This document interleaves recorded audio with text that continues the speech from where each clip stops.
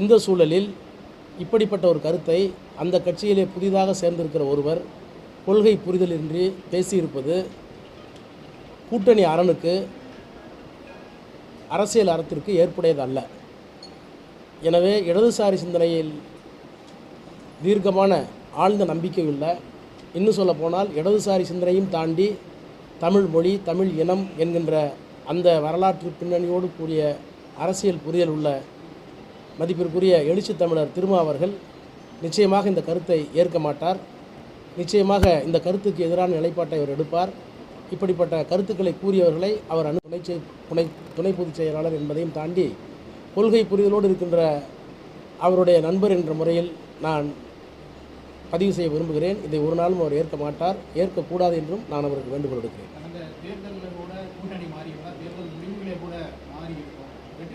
நான் சொல்லிட்டேன், போதுமான புரிதல் என்று புதிதாக இந்த இயக்கத்தில் இருக்கிற ஒருவர் கூறியிருக்கிறார்.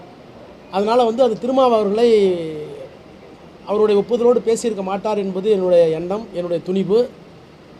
நான் மீண்டும் சொல்லுகிறேன், பகுத்தறிவு, சமூக நீதி கொள்கை, மதச்சார்பின்மைக்கு எதிரான கொள்கை, இன்னும் சொல்லப்போனால் தலித் அரசியலை முன்னெடுத்திருக்கின்ற தலைவர்களிலேயே இந்தியாவில் அரசியல் சட்டத்தை காப்போம், சனாதன தர்மத்திற்கு எதிரான கொள்கையை வலியுறுத்துவோம் என்று முழங்குகின்ற ஒரே தலைவராக இன்றைக்கு திருமா அவர்கள் இருக்கிறார்.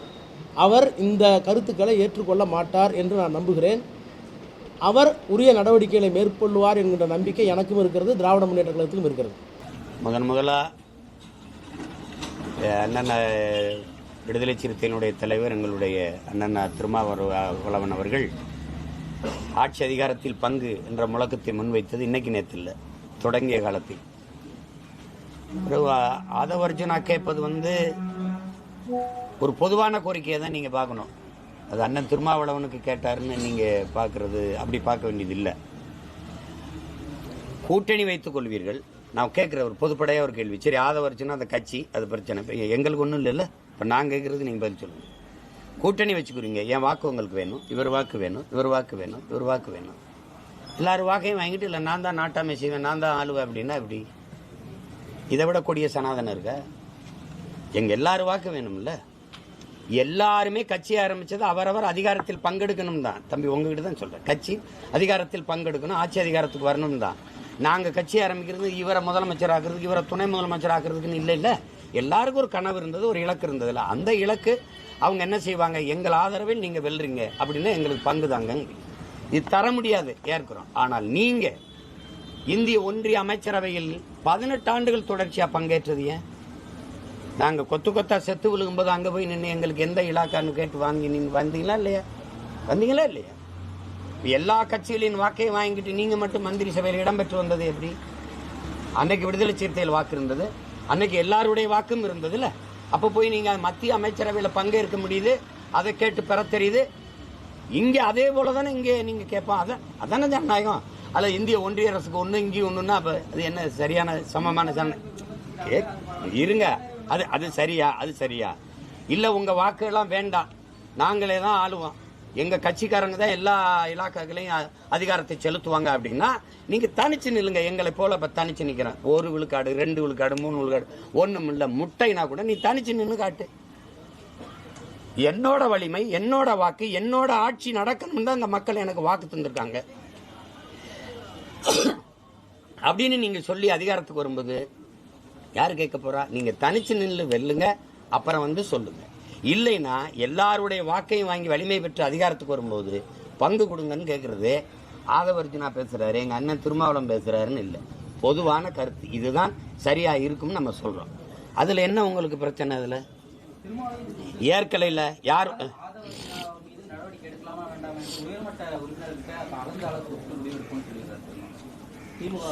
அது அது எங்க அண்ணனுடைய முடிவு, அது அந்த கட்சியினுடைய கருத்து முடிவு. அதில் இல்லை, நான் சொல்றது பொதுவான கருத்து. பொதுவான கருத்து. எதுக்காக கூட்டணி சேர்க்குறீங்க? எதுக்காக கூட்டணி சேர்க்குறீங்க? நீங்க நினைக்கிறத ஆட்சி செய்யணும்னு நினைக்கிறீங்களா? இப்ப நாங்க எனக்கு ஒரு கொள்கை இருக்கு, ஒரு கோட்பாடு இருக்குது. இந்த இந்திய திராவிட அரசியலிருந்து மாற்ற ஒரு அரசியலை வைக்கணும்னு நினைக்கிறோம். அதனால யாரோடும் சேரல, நாங்க தனிச்சு நிக்கிறோம், வெல்றோம் வீழ்றோம், அதை பத்தி கவலை இல்லை. அப்ப நீங்க என்ன பண்ணணும்? அதிகாரத்துக்கு வரணுங்கிறத தவிர வேற என்ன நோக்கம் இருக்கு? அதிகாரம்னா உன்னுடைய தனித்துண்மை வச்சு நீ உன்னுடைய கோட்பாடை சொல்லி, கொள்கையை சொல்லி, ஆட்சியின் சாதனையை சொல்லி வென்று வா. ஆட்சியில பங்கு கேட்டா அப்ப சொல்லு. எல்லாரும் வாக்கும் வேணும், அதிகாரத்தில் பங்கு தர மாட்டேன்னு சொல்றது சரியான ஜனநாயகம் இல்லை. நீங்க அது இல்லை, அது ஒரு என்ன சொல்றது, அது ஒரு கூட்டணி வைக்கிறதா ஜனநாயகம்னா, கூட்டணி வைக்கிறதுனால ஒவ்வொரு தலைவர்களும் கட்சியும் தன்னுடைய கோட்பாட்டை விட்டு நகருது, தன்னுடைய தனித்தன்மை இழக்குது. உண்மையிலே மது ஒழிக்கணும்னு எங்க அண்ணன் நினைக்கிறார், உண்மையிலே எங்க மது ஒழிக்கணும் எங்க ஐயா நினைக்கிறார். யாரு? பாமக தலைவர் எங்க ஐயா நினைக்கிறார். ஆனால் அது அந்த கருத்தை ஆழமா வலியுறுத்த முடியாத காரணம் இந்த கூட்டணி கோட்பாடு தான். பொருளாதார அடிப்படை இடஒதுக்கீடு, முன்னேறிய வகுப்பினருக்கு இடஒதுக்கீடு உளச்சான்றோட எங்க ஐயா ஆதரிச்சாருன்னு நினைக்கிறீங்களா? இல்ல, வழி இல்லை. ஏன்னா அவரே சொல்றாரு கூட்டணியில் இருக்கோம், நாங்க என்ன செய்யறதுன்ட்டு. அப்ப ஒரு தனித்துவத்தை ஒரு கட்சி தன்னுடைய கோட்பாட்டை விட்டு நகர வேண்டியது இருக்குது. அவ்வளவு பெரிய இழப்பை சந்திக்கும் போது நீ அதிகாரத்தில் பங்கு தர மாட்டேங்கிற, எப்படி? அது சரியில்லை. நீங்க ஆதவ அர்ஜுன் கருத்துன்னு சொல்லாதீங்க, பெரும்பாலான மக்களின் கருத்தே அதுதான்.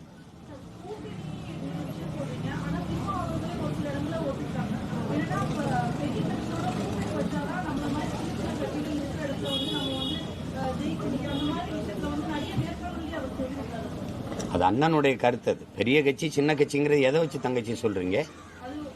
எதை வச்சு சொல்றீங்க? நீங்க 75 ஆண்டுகளா தொட்டிட்டீங்க. அன்னைக்கு ஒரு தேவை இருந்தது. இந்திய காங்கிரஸ் ஆண்டுகிட்டு இருந்தது.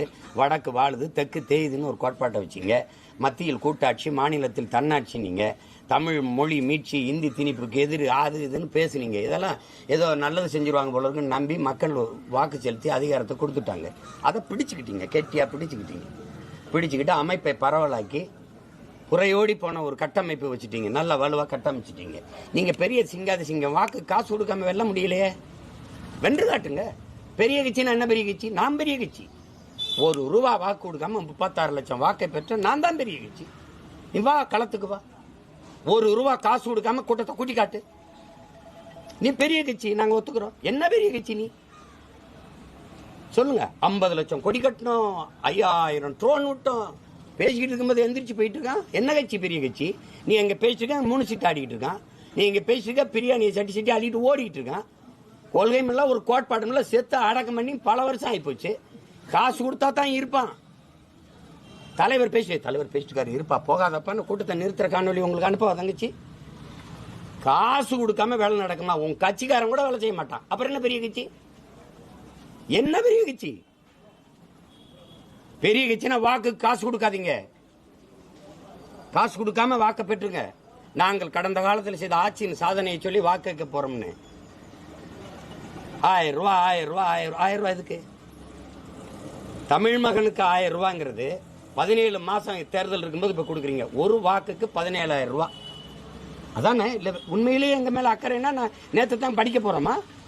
இதுவரைக்கும் நாங்க படிக்க போகல. இதுவரைக்கும் வசதியா இருந்து இப்பதான் ஏழை ஆகிட்டோமா? வாக்கை பறிக்க உனக்கு நுட்பம் தெரியல, அதனால குடும்ப தலைவிக்கு 1000 கொடுக்குறேன். படிக்க போற புரட்சி பெண் என்ன? புரட்சிக்கு என்ன ஒரு புரட்சி பெண்? புரட்சினா என்ன சொல்? புரட்சினா 1000 ரூபாய்க்கு கையேந்துறது புரட்சி. கல்விக்காக வேண்டினா தங்கச்சி, கல்விக்காண்டினா தரமான கல்வியை, எல்லோருக்கும் சமமான சரியான கல்வியை கிடைக்கும்படி செய்யறது அது புரட்சி. அதுதான் சரியா கல்விக்காக செய்யறது. எத்தனை ஆயிரம் பள்ளிக்கூடங்கள் மூடப்படுகிறது, எத்தனை ஆயிரம் ஆசிரியர்கள் வீதியில் நிற்கிறான், எத்தனை ஆயிரம் தற்காலிக பணியாளர்களா இருக்காங்க, நிரந்தர பணியாளர்கள் இல்லாம ஓய்வூதியம் பெற முடியாம. கல்விக்கு நீங்க கொடுத்த முக்கியத்துவம் என்ன? முன்னுரிமை என்ன? எங்க இருக்குது? கல்வி ஒரு வியாபார பொருள் தங்கச்சி, மனச்சான்றோட பேசுங்க. கல்வி காசு அதிகமா இருக்கிறவன் நல்ல கல்வியை பெற்றுக்கொள்ளலாம், இல்லைன்னா அதே பேசிட்டது, அதே பேசி கூட கூடாது தம்பி. அவனோட ஒப்பீடு, இவனோட ஒப்பீடுன்னு. மற்ற மாநிலங்கள, மற்ற மாநில மண்ணல்ல நீங்க என்னத்துக்கண்ண? மற்ற மாநில மண்ணை நான் நோக்கல, மலையை நோக்கல, நீ நோக்குற. ஏன் நோக்குற? நிதிஷ்குமார் கல்தாரம் குடிச்சவனுக்கு அதெல்லாம் காசு கொடுக்க முடியாது. குடிக்காதன்னு சொல்ற, நீ கோல்படுத்து போய் குடிச்சா நான் ஏன் காசு கொடுக்கணும்னாரு. நீ ஏன் கொடுத்த? நீ ஏன் கொடுத்த? கேரளாவில் மணல தடை இருக்குல்ல, மலையை நோக்க தடை இருக்குல்ல, நீ எதுக்கு அள்ளி வித்தா, நீ எதுக்கு வெட்ட அனுமதிச்ச? எல்லாத்துக்கும் அவன சொல்றது. இந்தியானா அமெரிக்காவை பாருங்க. அமெரிக்காவில் இருக்கிற கல்வி, அமெரிக்காவில் இருக்க குடிநீர் விநியோகம், மின்சாரம், சாலை போடுதல், பராமரித்தல், அவனுடைய மருத்துவ கட்டமைப்பு அது உன்கிட்ட இருக்கா?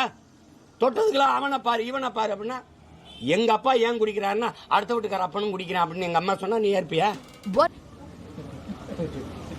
தம்பி 81 விழுக்காடு நிலக்கரி 81 விழுக்காடு நிலக்கரி இந்திய பெருநிலத்தில் என் நிலத்தில் தான் இருக்கு. இந்தியாவில் எந்த மாநிலத்தில் இல்லாத வளம் என் நிலத்தில் தான் இருக்கு. நான் சொல்ல இந்த பொருளாதாரத்திற்காக நோபல் பரிசு பெற்ற அமிர்தியாசன் சொல்றாரு, இந்தியாவிலே தனிநாடு தமிழ்நாடு போயிருந்தா உலக வல்லாதிக்கத்தில் ஒன்றாயிருக்கும். அது காரணம் அவ்வளவு செல்வ வளங்கள் இருக்குன்னு. கங்கை படுகையில மீத்தேன் இருக்குல்ல, ஏன் எடுக்கல? காவிரி படுகையில் எடுக்கிற அப்ப அந்த மாநிலத்தை பாரு. அதில் அங்கேயும் பேசல. கல்வியில் எந்த மாநிலத்தை பாரு. கேரளாவோட என் பின்னுக்கு இருக்க கல்வியில் தரத்தில் ஏன் இருக்க? எல்லாத்துக்கும் ஒப்பிடுது. அது ஓட்டு காசு கொடுக்குறா கேரளா, நீ எது கொடுக்குற? ஒப்பிடுறதுக்கு ஒரு அளவு இருக்கு. எதை ஒப்பிடணும்? கல்வியின் தரத்தில் கெஜ்ரிவால் வந்து முதல் தரத்தை தூக்கிட்டு போனான். அதனாலதான் அவனுக்கு அதிகப்படியா வாக்கு பெற்று மறுபடியும் வென்றாரு. போயா டெல்லியில பள்ளிக்கூடத்தை எடுத்து பாருங்க, நட்சத்திர விடுதி அளவுக்கு இருக்கா இல்லையா? தரம் உயர்தா இல்லையா? 30 விழுக்காடு அரசு பள்ளிக்கு தனியார் பள்ளிக்கு போய்கொண்டிருந்த மாணவர்கள் அரசு பள்ளிக்கு படை எடுக்கிறத விழுக்காடு பினராயி விஜயன் கூட்டிருக்காரா இல்லையா? அந்த மாதிரி எந்த முயற்சியும் எடுக்கல. மற்ற மாநிலத்தில் நான் கேட்கிற கல்லுக்கடை இருக்குல்ல, நீ ஏன் கல்லுக்கடை முடி வச்சுக்க? அந்த மாநிலத்தை பாரு, இந்த மாநிலத்தை பாரு.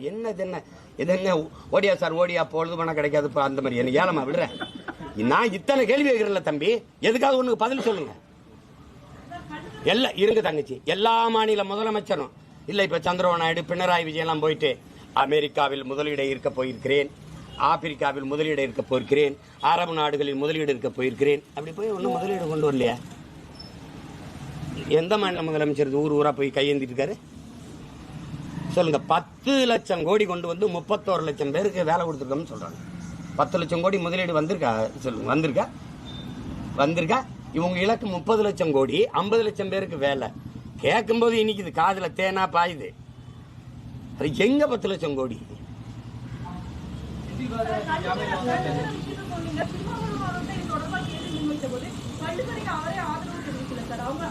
அது எங்க அண்ணனோட கருத்து. அரசியலமைப்பே சொல்லுது கல்லு உணவின் ஒரு பகுதின்னு. எங்க தமிழருடைய தொன்மத்தில் சங்க காலங்கள்ல இருந்து எங்களுக்கு கல் இருக்கு. கல் வந்து இங்க பாருங்க தங்கச்சி, கல் உண்ணாமைன்னு எங்க பாட்டனார் பாடியிருக்கலாம். நாங்க கல்லுங்கிற சொல்ல தூக்குறோம். பனம்பால் தென்னம்பால் மூலிகை சேருன்னு திறக்கிறோம். கல் குடிச்சு செத்தவனை சொல்லுங்க தங்கச்சி, சொத்தம்பட்டையும் வித்தவனை சொல்லுங்க, நாங்க மூடிடுறோம். உலகத்துல எல்லா தேசிய இனங்களுக்கும் ஒரு மது இருக்கா இல்லையா தம்பி? இருக்குல்ல. தேசிய குடிபானம் மதுபானம் இருக்கு. ரஷ்யானா ஓட்கா இருக்குது, மற்ற நாடுனா சாம்பன் இருக்குது, ஒயின் இருக்குது, எல்லா நாட்டுக்கும் ரம் இருக்கு, ஜின் இருக்கு. ஒவ்வொரு நாடும் ஒரு மது வச்சிருக்கு. அது மாதிரி என் தேசிய இனத்திற்கு ஒரு மது இருக்கு. அவையும் அதிகமானும் கல்லுண்டு உண்டு பேசிக்கொண்டிருந்தார்கள். எத்தனை பாடல்கள் இருக்கு, எவ்வளவு இருக்கு? அது அண்ணனுடைய பார்வை.